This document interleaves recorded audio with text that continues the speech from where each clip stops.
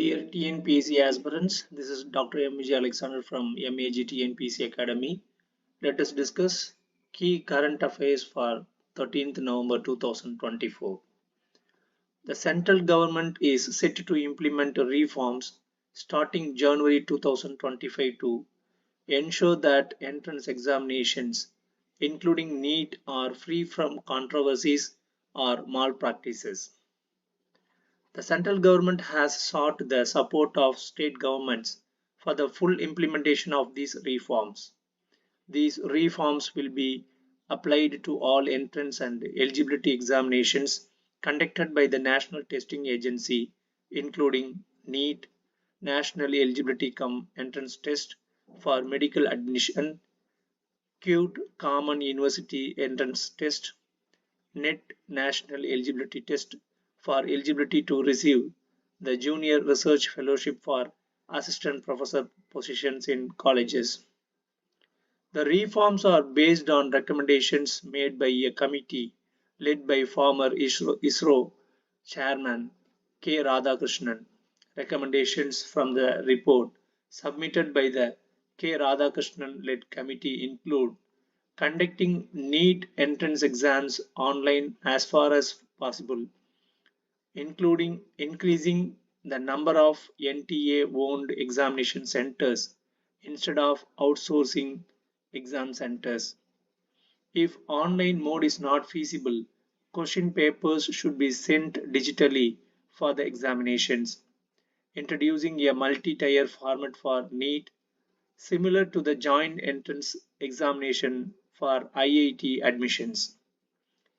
Revising the QUT exam structure to focus on testing the general knowledge and aptitude of candidates rather than offering over 50 subject choices.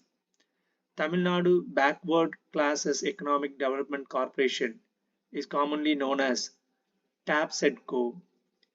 Dhananjaya Yashwant Chandrachud, the 50th Chief Justice of India, retires amidst discussions and critics.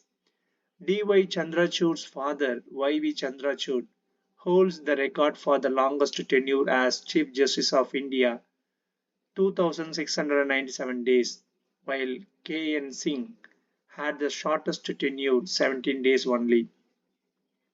During his 2-year term as Chief Justice, D.Y. Chandrachud authored 93 significant judgments. Over his 8-year tenure in the Supreme Court, he delivered 613 judgments. Left-wing critics accused him of criticizing the judgments of Justice V.R. Krishna Iyer.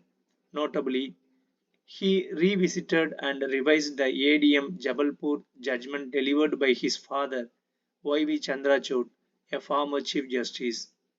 He was instrumental in granting the right for live streaming court proceedings, enabling the public to view court actions directly.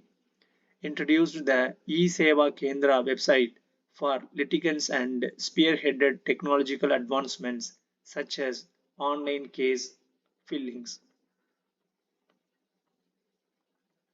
Recognized as a pioneer who modernized the judiciary, D.Y. Chandrachud has left an indelible mark as he retires as Chief Justice of India. Government of the people, by the people, for the people, defined democracy by Abraham Lincoln, former President of the United States.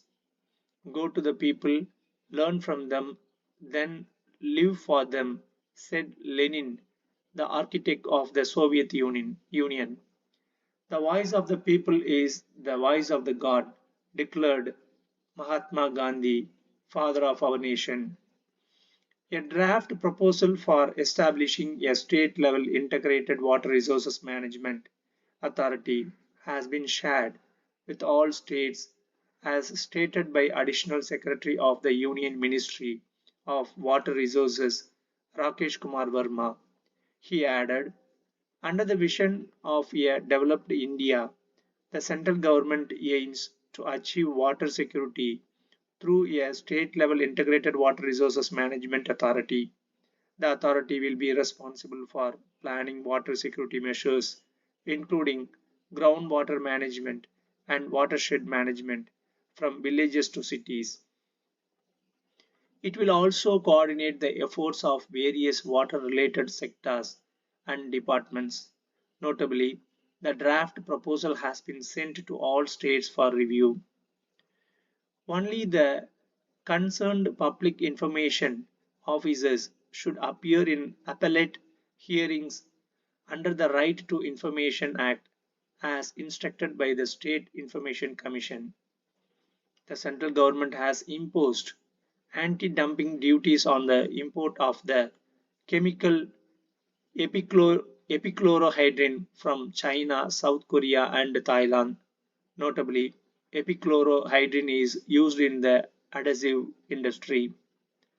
The Global Tamil Economic Conference, aimed at promoting entrepreneurship and economic growth among Tamils worldwide, will be held in Kuala Lumpur from November 15th to 17th, as stated by the conference chairman and founder, Dr. V.R.S. Sambath.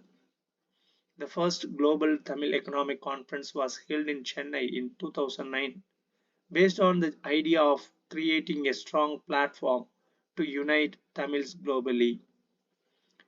DRDO successfully conducts the first test of a long-range ground attack missile. The missile test was conducted at the Integrated Test Range in Chandipur, Odisha. The Ministry of Defense stated that the test performed better than expected and met all project objectives. Advanced aeronautical technologies and software have been integrated into this missile. Prime Minister Modi to visit Brazil for the G20 summit on November 18th. From November 16th to 21st, Prime Minister Modi will travel to Nigeria, Brazil, and Guyana. This marks the first visit by an Indian Prime Minister to Nigeria in 17 years. During his visit to Nigeria, Prime Minister Modi will discuss strategic cooperation and bilateral partnership areas with President Bolo Tinubu. Following Nigeria, Prime Minister Modi will attend the G20 summit in Brazil on a 2-day visit starting November 18th.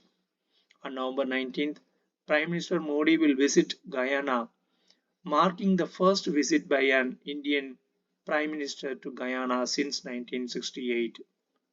Air India and Vistara merger process completed. Tata Sons announced the merger of Vistara with Air India in November 2022. Central government approves the formation of the first all-women CISF battalion. Over 1,000 personnel will make up this first all-women battalion of the Central Industrial Security Force (CISF). CISF, with approximately 1.80 lakh personnel, is responsible for VIP security, safeguarding Parliament, Delhi metro stations, 68 airports, and key historical monuments.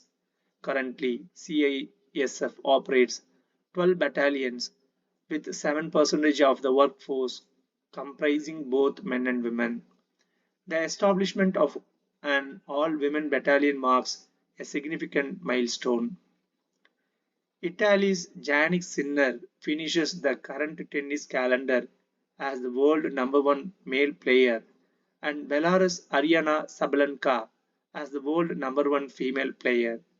Both players were honored with the prestigious trophies for their achievements. Importance of financial literacy. In a rapidly changing world, financial literacy is considered as essential as understanding modern technologies. Teaching it to students and young people is viewed as critical. A recent report by the National Center for Financial Literacy revealed that only 27% of youth in India have financial literacy. Similarly, a report by the Organization for Economic Cooperation and Development, headquartered in France, states that fewer than 1 in 4 young people worldwide understand Financial management. UNRWA accuses Israel of violating US imposed conditions to allow sufficient humanitarian aid into Gaza. The UN Agency for Palestinian Refugees claims that Israel breached the terms set by the US regarding relief supplies for Gaza.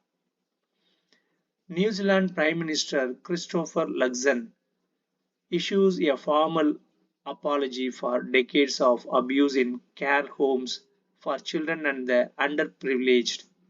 From 1950 to 2019, faith-based care homes in New Zealand subjected 650,000 children and disadvantaged individuals to sexual and psychological abuse, as confirmed in the country's largest ever inquiry. The investigation highlighted that the indigenous Maori population was disproportionately affected by this abuse.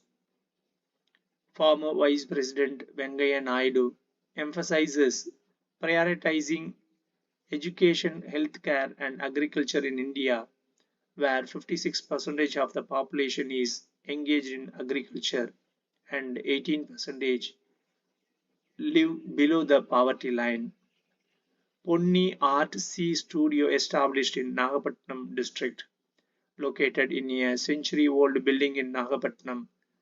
The Ponni Art Sea Studio was created to enhance the artistic skills of government school students. Highlights of the 50th anniversary celebrations of the Thiruvalluvar statue in Kanyakumari. Although the project to establish the statue began in 1975, it was completed only in 2000. The responsibility of sculpting the statue was given to renowned sculptor Ganapati Sthapati. The statue stands at 133 feet, symbolizing the 133 chapters of the Tirukkural. Over nearly 4 years, Ganapati Sthapati brought the vision of the former Chief Minister Karunanidhi to life. On January 1st, 2000, the statue was inaugurated by the Chief Minister Karunanidhi. Thank you.